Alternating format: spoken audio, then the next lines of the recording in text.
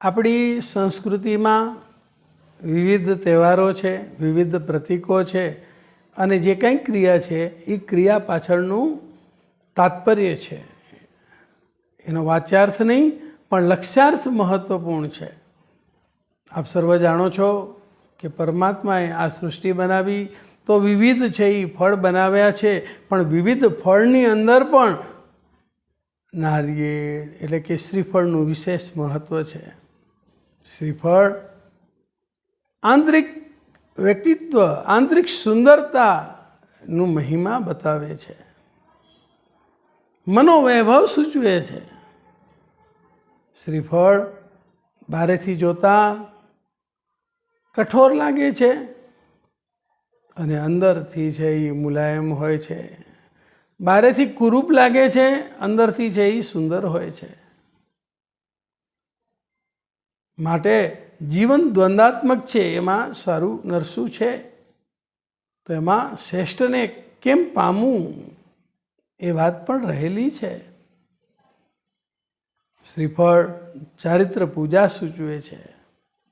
ઘણીવાર દુર્જનો બહારેથી મીઠા અને મુલાયમ જણાતા હોય પણ અંદરથી કઠોર હોય છે, અહિત કરતા હોય છે.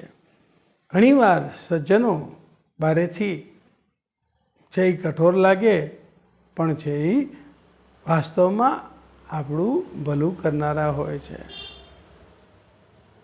એટલે તો કહેવાયું છે ને, દુર્જનની કૃપા બુરી, ભલો સજનનો ત્રાસ, જો સૂરજ ગરમી કરે તો વર્ષાની આસ. શ્રીફળ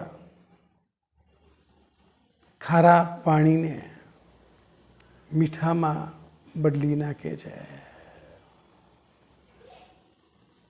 બહારેથી કઠોરતા છતાં ભીતરથી છે મૃદુતા, બહારેથી કુરૂપતા, ભીતરથી સૌંદર્યતા, આ બધું સૂચવે છે.